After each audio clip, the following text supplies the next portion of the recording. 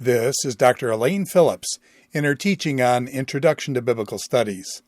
This is session number 5, Negev and Sinai Regional Studies.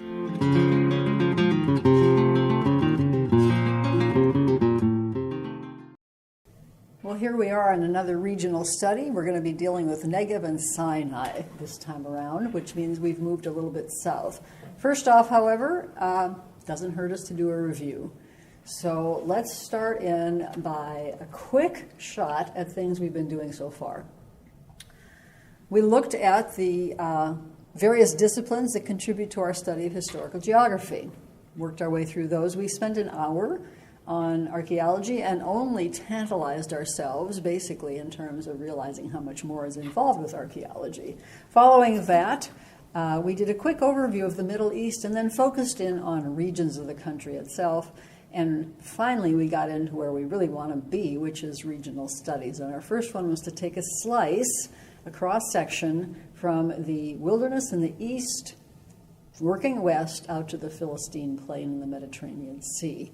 Now, just one quick focus again, still review on what that last involved in terms of the regional study before we move on to our next regional study. So, more review. Regional study number 1.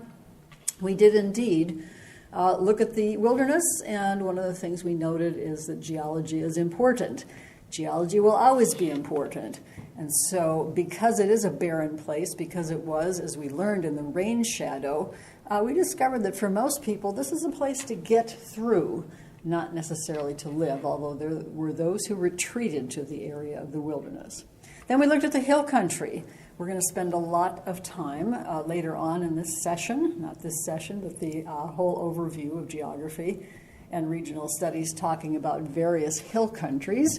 But we did the hill country of Judah and found out that, quite frankly, it's a great place to live. Water sources, great soils, etc.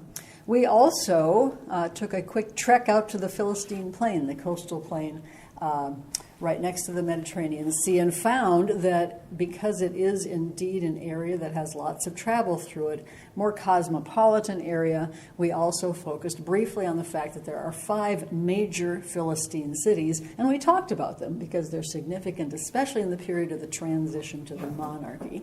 And then last, but certainly not least, in fact terribly important, was this region of Shephelah. Just a reminder, that word means foothills or lowlands.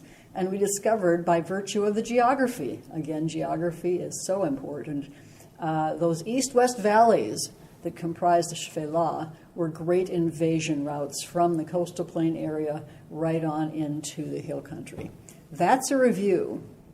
What we're going to do today, right now, is to move south and kind of pick up on a much broader brushstroke approach, not only the Negev, but a quick sweep through Egypt, because Egypt has, of course, had a big impact on the life of God's people in many ways, and then we'll close down this particular hour with a look at Sinai. So first of all, the Negev. For those of you using the regional maps, the ones that are the biblical background maps, these are maps 2 and 4 for your marking purposes.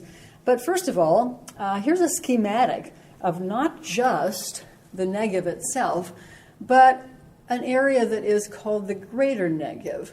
This is an interesting kind of regional study because we have a Greater Negev, and if you're looking at these dotted lines right here, it's an artificial marking right now, but basically here we are at the north end of the Gulf of Eilat, and in your mind follow that dotted line right on up to Gaza, and that's going to be our artificial line of the Greater Negev to the west.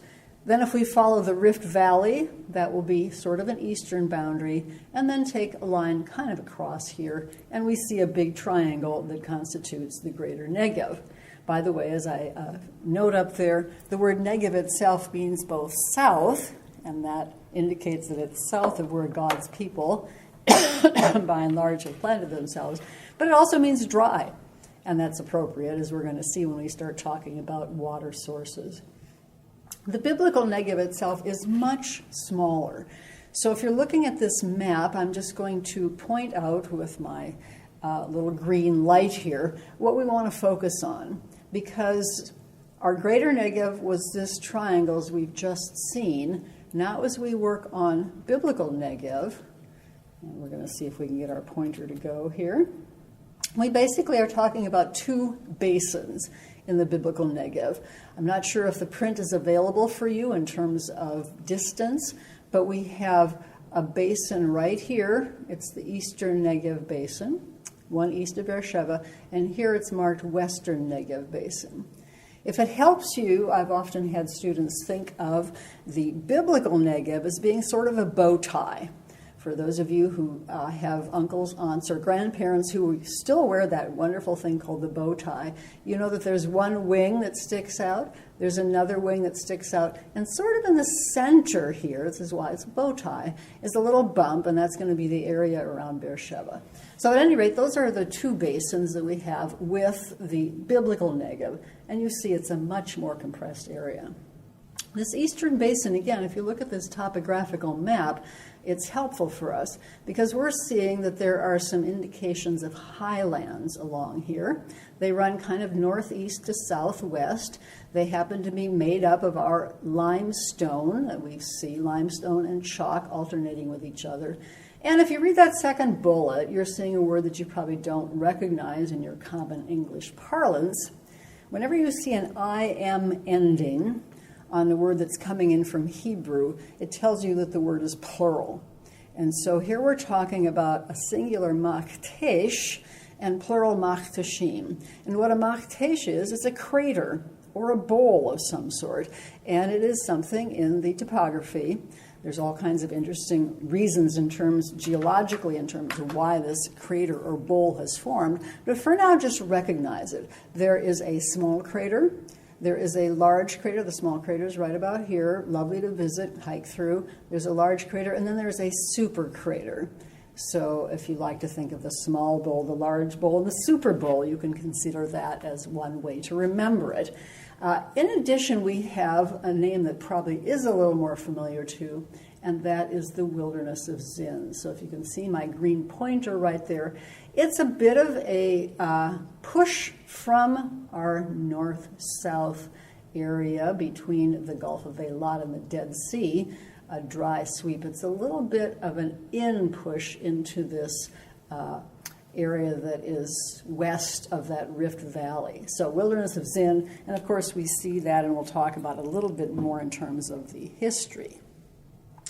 There's also a very interesting place called the Ascent of Scorpions, Akrabim, and Akrab is a scorpion, and you see that IM ending again, and so this is the Ascent of the Scorpions. Here's the deal. We always have to be thinking, whenever we're anywhere in the land, of how you get from one place to the other most easily. And so let's just say you're on this red line right here. These red lines are always going to be indicative of travel routes. And you got to get from what's below sea level, the Dead Sea area and the Arava itself, and you need to get up over this crest. Yes, the elevation lowers at this point a little bit, but you're trying to go to Gaza. We're going to talk about this later. You might want to be doing that if you're a spice trader, getting spices from this region and point south and east out to a Mediterranean seaport, Gaza being a good example. So basically, what's happening in the context of the ascent of Akrabim is that it was one place to get from this low area, just about at the end of the Dead Sea, up over that rift ridge, cliff, and then into areas of the eastern Negev basin and continuing out. That gives us a little bit of a sense in terms of what is confronting people who are traveling or living in the Negev area. Said a moment ago that water is extremely important because we are talking about a region that does not have a lot of rainfall. Maximum 12 inches of rain per year. Again, if we're noticing our map, this gives us another perspective in terms of a cartographer or a map maker. But here is our western basin. Here's the eastern basin. Again, think bow tie if it helps. and a little bump right around the area. You see that red dot, and you see Beersheva right about there. So let's see how this works. On this map, you have a series of wadi systems. Just a reminder that a wadi is, most parts of the year, a dry riverbed. But it does reflect areas where water courses have developed. And let's say, for example, that it is raining in Hebron, right here, Hebron, Hebron. That's up in the hill country.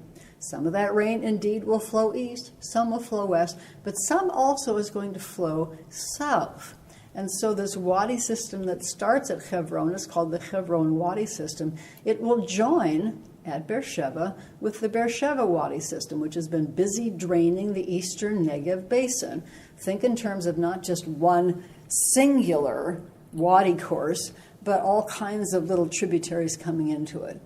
That will then continue out, and it's going to join the Besor system, which will drain this whole area in here. So this is important because even though there's not a lot of rainfall, when it does rain and the water percolates down through, there are a fair number of underground, very large water reservoirs in this area.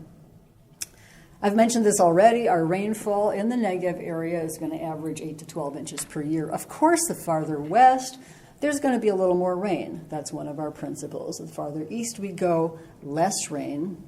We've already talked about the kind of soils, and as you might expect, much of the soil in the Negev area is going to be this wind-blown, dry, fine, powdery soil, loess or less soil. In fact, Isaiah 21:1 talks about whirlwinds in the Negev, and you can get a good sense of that because, again, it's dust blowing up in the air. Add that to the thing that we've called the Hamsin, and you're going to have a real difficult context in which to live, and for that matter, breathe as well. When we do want to address this business of water sources, we're clearly going to be thinking of wells. I mentioned a moment ago there are underground water reservoirs because we're still talking limestone here, and therefore there's going to be a fair number of rather large, in some cases, natural reservoirs there, and therefore you can dig wells, and the wells are dug in the wadis. Now, obviously, if you are thinking of some of your patriarchal narratives, you're going to be thinking of Abraham and Isaac, and we'll indeed come back to those in a moment. First, however, we want to get a little bit of a sense of some major cities that are here. Obviously, we don't have a large number of them, but there are some that are tremendously important. Some names show up in the biblical text and extra biblical material as well. If you look at our eastern Negev basin, again, right here, and then move a little bit east, if you can read the fine print, near my green pointer is Arad. Now, this raises all kinds of interesting issues in terms of biblical Arad, archaeological Arad, but for our purposes, think of it as, and because we're going to focus on it mostly in terms of the Israelite period, Iron Age Israelite period, when Israel was in the monarchy, and particularly we're going to talk about divided monarchy, southern kingdom. Arad's going to be really important in that context. I will come back to Arad because Arad was a much larger city than that Israelite city, significantly earlier. If I mention the term early bronze, that will ring some bells with you. You'll be thinking 3000 to 2000 BC, and Arad was a settlement then as well. But continuing on with our sites, I've talked about Beersheva a number of times already as we've been scanning the map. And so moving from Arad in the east right to here, Beersheva is in the center, the bow tie, the little bump, the bow of the bow tie, and that's where we do indeed have the junction of our basins. Again, there's a little bit of a difference in terms of where the Beersheva, for example, that Abraham knew was in terms of modern Beersheva and the Tel of Beersheva. But I'll come back to those shortly. Third, and we won't spend nearly as much time here, but we want to make a note of two additional sites. If you're looking carefully, you are going to see Gerar right about here. And Ziklag is going to be in that same general area. So they are going to be on the western edge of that western basin. Gerar will be important for Abraham. Ziklag will be important for David. So we'll circle back to those. I'm not going to spend a lot of time with these particular cities. If this were a class that we had a little more time with in terms of even going and visiting some of these Nabatean cities, we would. But I need to say just a couple of things. When you see the term Nabatean, it's not one that we recognize from the biblical text. But it's really an important ethnic group. Nabateans were those who were extremely well-versed in how to live in the desert. You might think of them as the Bedouin of about 2,000 years ago, maybe a little less. They had originally come and they had settled in this area of Edom. In fact, Petra, if you've heard of Petra, the great red city in the sandstone, Nabatean city, settled in 312 BC, developed there, taken over later by the Romans. We'll pick that up when we do Transjordan. But the Nabateans were extraordinarily good at moving traffic across this Negev area, right? So they knew how to get through these difficult passes, difficult ascents. They knew where water was, and they actually controlled spice trade through here in the initial centuries of their settlement, because they did move from our Transjordan Edom area across into this whole area. Eventually, as time went on, as the Romans came in and took over spice trade that they'd been controlling, the Nabatean culture settled down, and they then learned how to do agriculture and became really good at managing water and water resources. So even though we will not spend much more time talking about it, the cities of Avdat, Shivta, Nitzana, and Mamshit were, still are, as archaeological places, wonderful locations for seeing how the Nabatean cultures actually dealt with water. Later on, just as a note, again, we don't have time to go there in this lecture, but the Nabateans converted to Christianity. And so in a number of these Nabatean cities, we also see really interesting church and monastic kinds of structures. So those are going to be our major sites, even though it's outside of the Negev proper. We do want to make a note of Kadesh Barnea right here, kind of on the edge. If you look at that dotted line that we were drawing between the north end of the Gulf of Eilat and Gaza, notice how close Kadesh Barnea is, and that name, I suspect, rings bells with us as we think of the Israelites on their way after Mount Sinai towards the land of promise. It's from Kadesh Barnea that Moses will send spies into the land. Of course, they come back, and there's a 40-year detour that's taken, and that's going to be located in that general area. Much more to say about that as well, but at this point, we need to trek on. Let's pause and just pick up just a little bit of material on the screen that I've already mentioned to a degree. Again, settled life in the Negev was not as easy. There were going to be marginally settled, semi-nomadic folks, but spice trade, as we've said, was extremely important. And therefore, spice trade through the Negev, they would come up that ascent, from the Rift Valley, making their way up to the Eastern Basin, or via the wilderness of Zin. Well, we're picking up from spice trade going through to the fact that the patriarchs actually try to settle in the Negev. They move back and forth. We have Abraham and Isaac there.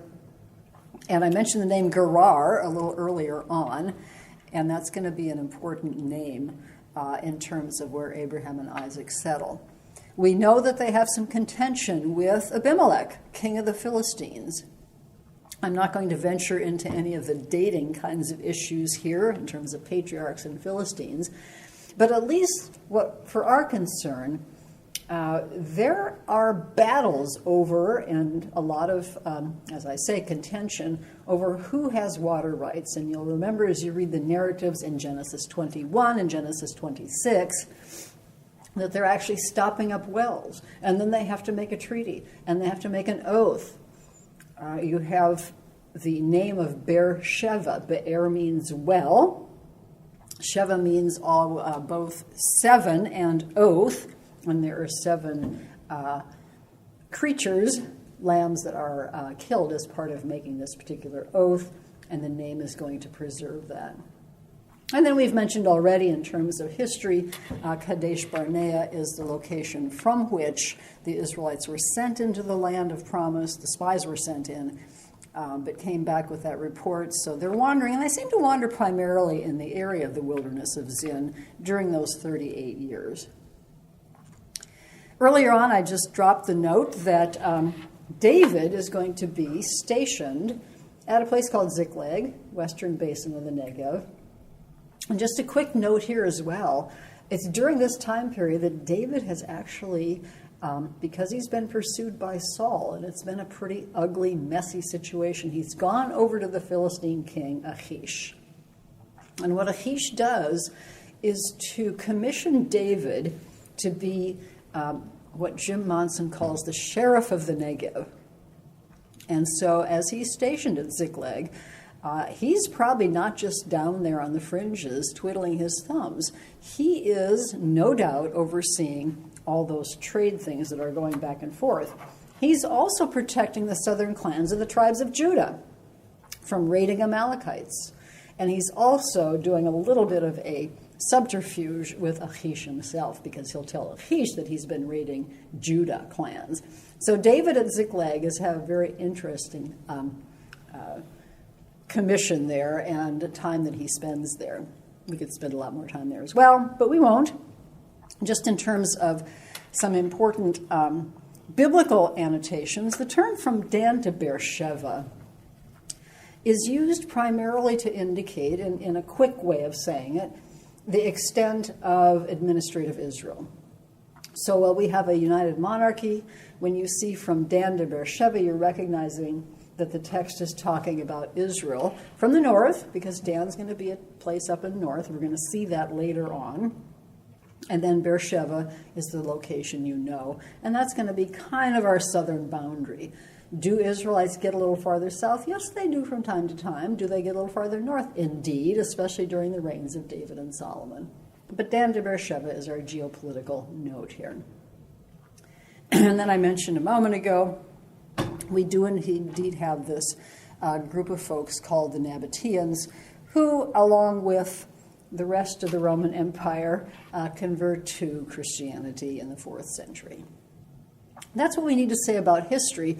Just some photographs to look at to give us a little sense in terms of what we're looking or expecting with the experience in the Negev, and I'll try to interface some commentary as we go along. If you look closely at that photograph, you see some green down here in the very basin of this wilderness with the course of the water as it would run through. But by and large, it is sparse. It's barren. If you want to get a size perspective, I happen to be standing right there. So that will give you a little bit of a perspective on distance and size. We are looking from west to east. So out across what would be the Arava, that sweep of barrenness south of the south end of the Dead Sea, and towards Transjordan. Here's just a little bit of a picture of those limestone ridges that are called the Negev Highlands. And as you look at this carefully, I want you to see something, because, yes, indeed, rocky tufts of stuff. But here we've got a very small cultivated field. And the reason that can happen is because the people that are living there now are following the same principles that folks did in antiquity. When it does rain, if you have some barrier across one of those water courses, it forces the water that's flowing to slow down, to seep in through this loose soil, and to be there in enough of a reservoir to keep things growing. Nabateans did that. Modern Israelis do too. Here we have a whirlwind in the Negev, kicking up some of that soil, that fine, fine dust. And so again, we're mindful of Isaiah 21:1 in that context. This is a very old photograph. It actually is showing the hairpin curve road from the British Mandate period. But I'm showing it, even though it is old and somewhat reddened, to give us an indication of what it's like to go from the basin down in the bottom here, south of the south end of the Dead Sea, all the way up along through into this region, and then routes in antiquity and even in British Mandate period, and even now, would continue on. They'd pass the Maktesh. This is a tiny little bit of the Maktesh, small Maktesh right here, and then head on into the eastern basin of the Negev. Just a couple of notes about Arad as well. Another old photograph, but one which is really helpful for us. If you look at this, you see two general areas of excavation. One is here, it's lower. One is here, upper, no doubt. And even though those are the only areas that have been excavated at that point in time, you do see as well the indications of what was some sort of an enclosure wall at this point. We're going to focus primarily on this segment, although I will have a little bit to say about lower Arad as well. Here is standing on that upper Arad, looking down now towards that section that we saw that's lower. This is the part of the city from the early Bronze period. In other words, 3000 to 2000 BC. Fascinating that a woman who excavated this, the archaeologist Ruth Amiran, indicated in the things that she was finding, so the finds indicate that there were connections with Egypt during this time, and Arad really was a major entrepreneurial center with stuff going back and forth. Among the many other interesting things about this site is that it has no natural water source, no spring. That doesn't surprise us. We're in the Negev. But here, the designers of the city made a catchment basin.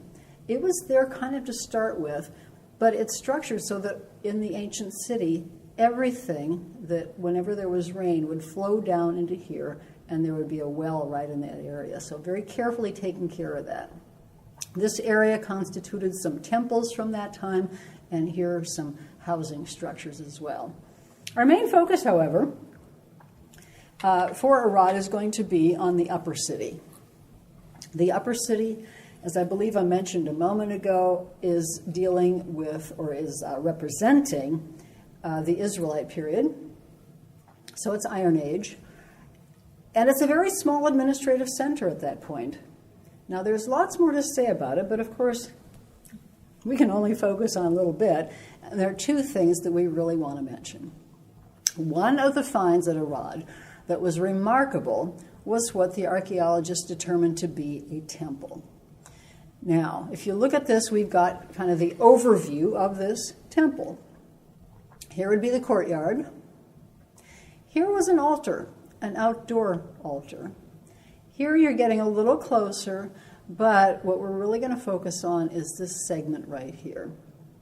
Because the people excavating this and analyzing and trying to unpack it and do that art of interpretation found very significant things. They called it the Holy of Holies because there were two incense altars. How do they know that? Because on top were some remains of incense that had been burned. By the way, if you go to the Israel Museum in Jerusalem, you can see some of these. These are facsimiles here. You can see the real things. They also found a standing stone. We've mentioned standing stones before. They found one. But as they looked at the base where they found the one, obviously tipped over, they saw a depression in the rock, and so they're assuming that a second one was there as well. And then, of course, there's been a whole lot of discussion in terms of what those two standing stones represented. Were they kosher, for lack of a better term, representing, say, two Torah tablets, stones of the tablets? Or were they much less good and representing maybe one god and his female consort, which was apparently the rage in the wider cultural context.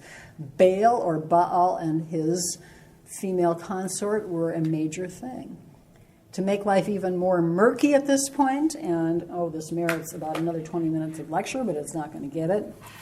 There have been some archaeological finds with inscriptions talking about Yahweh and his Asherah.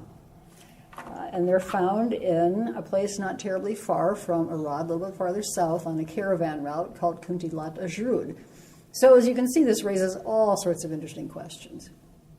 What's more germane for us, perhaps, is that when you think of Israel's history, and particularly the monarchy after the split in the kingdom, and you think of the southern kingdom, and you think of two kings who were a whole lot better than the rest of them. One was Hezekiah, the other was Josiah. And as people put together, as scholars put together, the narratives of Hezekiah's reform that he effected, you can read about them in 2 Chronicles 28 through 31.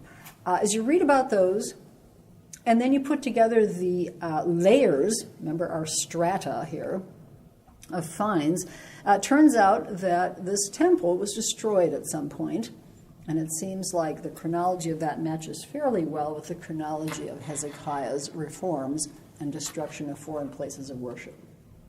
Are there interesting questions? Yes, there certainly are, but at least that's a start. We're going to move to Beersheva at this point, but I want to say one more thing about Arad. I forgot to put this slide in there, but that's the way life goes. I'd said there were two important issues to deal with in terms of the upper Arad, the Israelite fortress. The second one is that there were a bunch of ostraca found.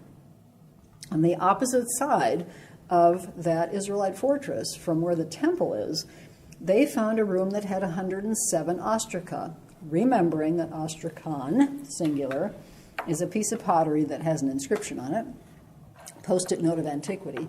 And these are fascinating. They span 350 years, but the later ones are particularly interesting because they suggest a pretty severe pressure coming from Edom to the southeast.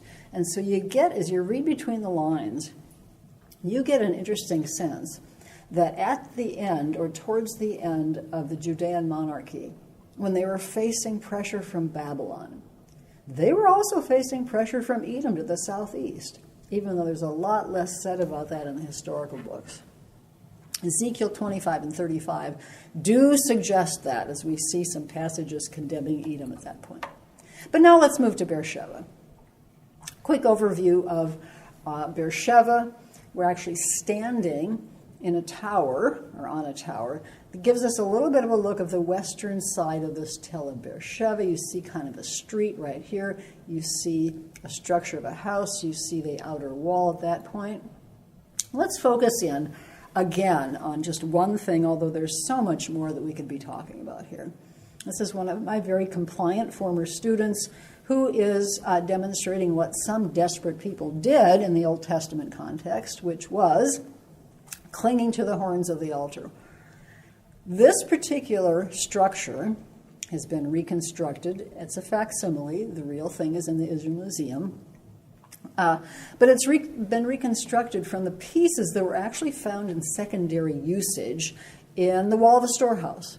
But notice, very, very clear sense of horns, what are called horns on this altar.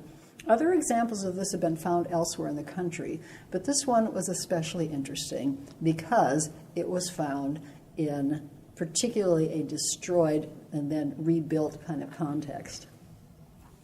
The suggestion is that, and again, I'll just say this before we go on to Egypt, the suggestion is that just as Hezekiah effected a reform, and we see maybe evidence of it in Arad, Josiah's reform might be reflected in that destroyed horned altar in Beersheva. There's lots more to say about that in terms of the context in which it was found, and also a very interesting reference to the gate at Beersheva, because in 2 Kings, it talks about the reform under Josiah, and it actually talks about the gate at Beersheva.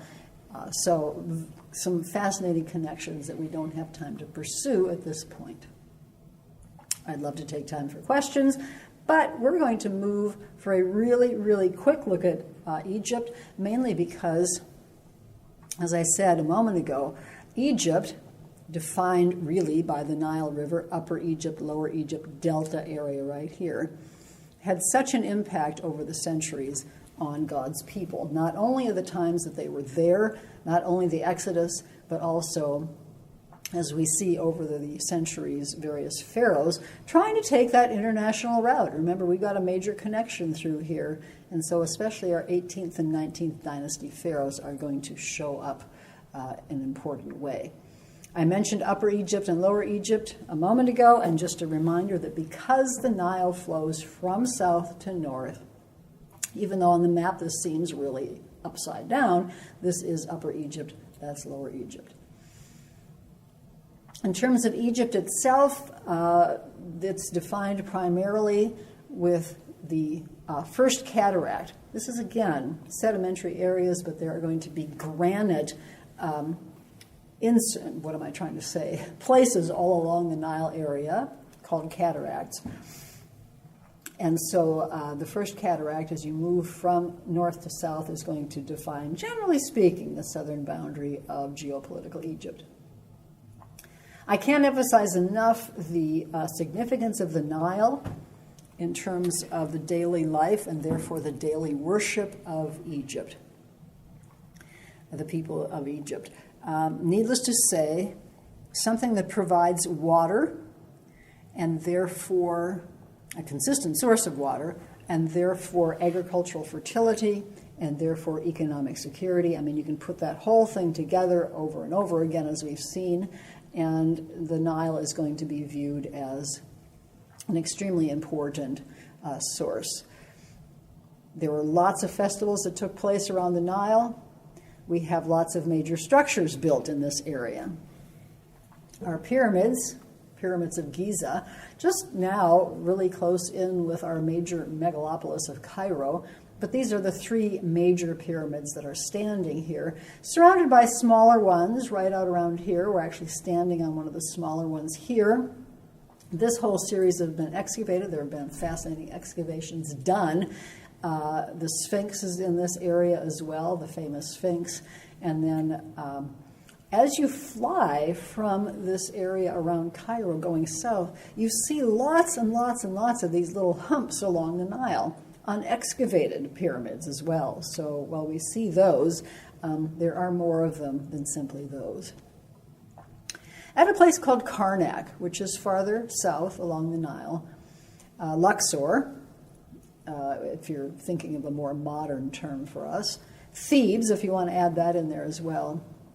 But at Karnak, we have an ongoing temple structure, actually beginning to be built in the 18th century BC, added onto by pharaoh after pharaoh after pharaoh, adding extremely important worship contexts, as well as places where they could brag about the things they'd conquered. We even have some material added by Alexander the Great in the 4th century BC. So this is a growing, ongoing structure.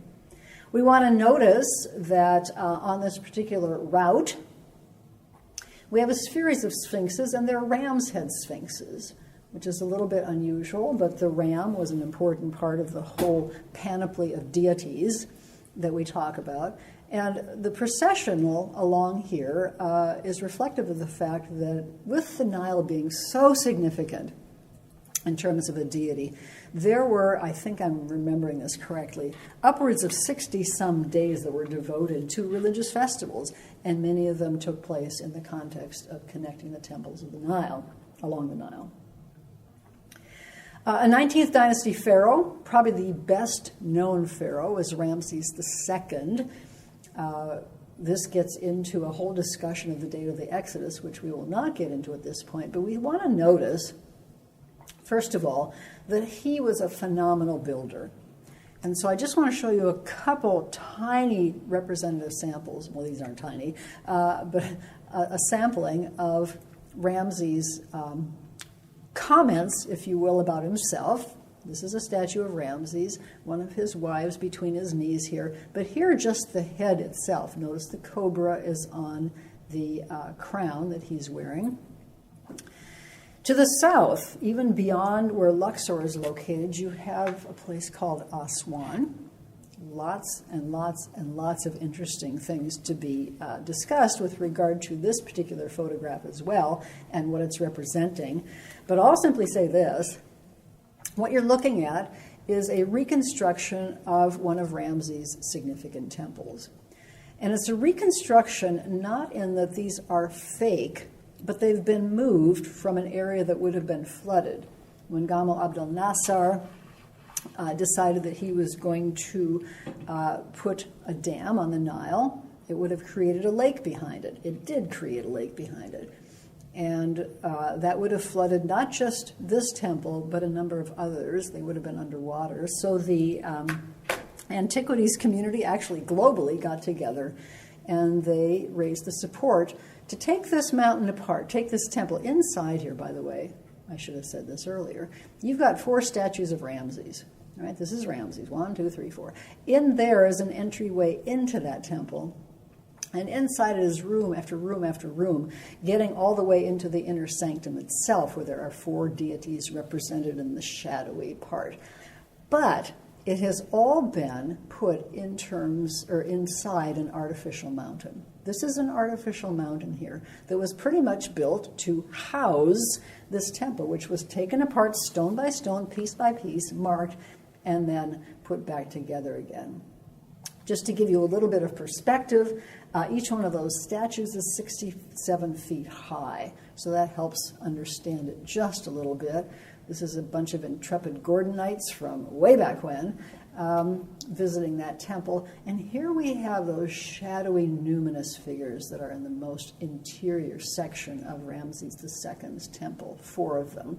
As I said, on the way there is wall after wall after wall, many of them talking about Ramses himself. Well, there's so much more to say about Egypt. Haven't done it justice, but in terms of our regional study, we want to kind of draw some closure now to this particular one by talking about Sinai. Because obviously Sinai, that little triangle, that desert of Sinai, is an important nexus between the culture of Egypt and what we're going to have in Israel proper. And of course, it is where God made his covenant with his people. So we need at least to study this a little bit. Here again is a very oversimplified drawing of the Sinai area, and we want to understand it a little bit because it isn't just a monolithic kind of triangle, if you will. Just to remind ourselves, here we're talking about our greater Negev area. Here's that little part that comes off of the Arava, called the Wilderness of Zin. Here we've got Kadesh Barnea right here. To review the Negev a little bit, here's Beersheva right in the center of our bow tie, and our base or system. I've oversimplified it terribly. It's going to have all kinds of tentacles out this way. But in terms of the Sinai itself, we also want to note that there are distinct regions of Sinai. So, right up in here, sand dunes. They're the kinds of things that's also going to characterize the areas that we've already talked about in terms of the Philistine plain and sand and so forth. And then we're going to get back to what's farther north a little later on. But across these sand and sand dunes in the northern Sinai area is going to be the way of the Philistines. So just a reminder, when the Israelites were leaving Egypt, we have that passage that says, and the Lord didn't want them to go the way of the Philistines. So they end up turning and going a different way. They end up crossing the Bitter Lakes area here. They end up at Mount Sinai. We're going to follow one of the possible treks that they took just briefly. But after we have our northern sandy area, then, just as we saw with Shephelah up here, the elevation is going to rise somewhat, right? So we have foothills. And you'll see another red route right here. This was our way of the Philistines. Now here is the indication of what we have when Hagar, the Egyptian handmaid of Sarah, when she leaves and heads back home, Egypt, it says in Genesis 16, she's going along the way of Shur, which could refer to this line of fortresses along Egypt's frontier. Interesting reading. James Hoffmeyer teaches at Trinity Evangelical Divinity School, has done a lot of work on Israelites in Egypt, Israelites in Sinai, and he's also done important archaeological stuff here and has written about it. So just a reference, a footnote at that point. Those two are, well, as desert goes, relatively hospitable. But then you get into this region here. It's called Eti. And it is indeed vast and barren. Deuteronomy 8, verse 15, talks about that vast and barren wilderness that the Lord led the people through, full of scorpions and snakes, vipers, recognizes some of the denizens of this area. And then finally, we've gone north, foothills, Eti, terribly barren area. Down here we have our granite mountains. By the way, do you remember our geological column from way back on the second or third lecture that we gave? Granite, the foundation stone. On top of that, sand stuff. We have sand structures in here. On top of that, limestone, which gives us a little more in terms of water capacities. That's not to say there are no springs down here, but there aren't many here, all right? At any rate, Southern Granite Mountains, and although, to be perfectly honest with you, full disclosure, there are at least 11 suggestions in terms of where biblical Mount Sinai is located. Some of them are up in this area. There's actually one right over here. I tend to go along with those who would locate it traditionally, going all the way back at least to the 5th, 6th century, maybe even earlier, in this southern granite area. Why? Well, because as God's leading his people, they are a ragtag old band of people. They haven't got any kind of organization. They've been slaves for centuries. And so I would suggest he takes them into a isolated area that is going to be important for forming them in the subsequent year into his people. We'll look a little bit more about that in a moment. But water sources, need to talk about it a little bit. Not a lot of rain, mentioned that already. There are springs and oases in some of these places, and the largest, no surprise, is at Kadesh Barnea. And then, as we look at that preceding map, here it is again, we see this set of representative blue lines, lots more, but that's going to drain the northern part of foothills and northern Sinai and go out in the Mediterranean Sea, and Kadesh Barnea is going to be located in that general area, and then some additional springs at various places. Just kind of a visual tour to be en route here.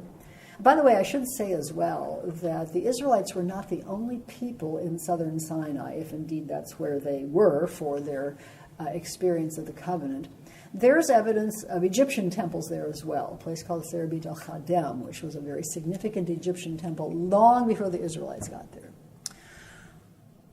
Well, let's say the Israelites have crossed the Sea of Reeds, probably not the Red Sea, but the Sea of Reeds, that's what the Hebrew means, probably that area north of the northern tip of the Gulf, that is entitled on most maps Bitter Lakes, and of course now it's the Suez Canal that's going through that. But at any rate, there are oases alongside some of this area as they'd be traveling. But then you get farther inland, and it is rough and rugged. Making our way along wadis that cut down towards the southern granite mountains, you do see an oasis here. The Israelites encountered oases. They obviously needed God's provision in addition to them in terms of water, and we have water provision, especially as we read the narrative in Exodus 17 and then Numbers 20 as well. I want to go back to that one if I can manage to do that. There we go. As I said, even in this southern area of Sinai, this southern part of the peninsula, a number of suggestions in terms of which might be the Mount Sinai. This was one of them for a good number of centuries, one possibility, Mount Serbal. And there's a kind of a tiny little chapel in the area as well, because people commemorated that. You do see the oasis down below here. But probably our most long-standing recognized candidate is, this is an aerial, traditional Mount Sinai. The term for mountain in Arabic is Jebel, and it's called Jebel Musa, the mountain of Moses. At the foot of that particular mountain, which you can still climb, and there's a chapel on the top of it, but at the foot of that is Santa Caterina Monastery, and we could spend a day at least, a lecture, talking about the things that are inside that, talking about the icon collection that escaped the iconoclastic movement and is a phenomenal icon collection, talking about the library that has produced a number of significant manuscripts, talking about the fact that in the enclosure dating to the 6th century, we have both a minaret tower and a bell tower here, because there were points in time when communities really did stick together. Well, that's going to be just a closure to where we've been today. Not that any of these have been thorough, but they give us a little bit of a feeling. We've done Greater and Biblical Negevs. We did Egypt just briefly with a little look at especially 19th dynasty, but both the 18th and 19th dynasties affected Israel. And then finally, we focused on Sinai because of its significance in terms of God's covenant with his people and giving them instructions in the form of the Torah. We're going to stop with that, and we'll pick up with our next study, which will be Jerusalem in the next regional study.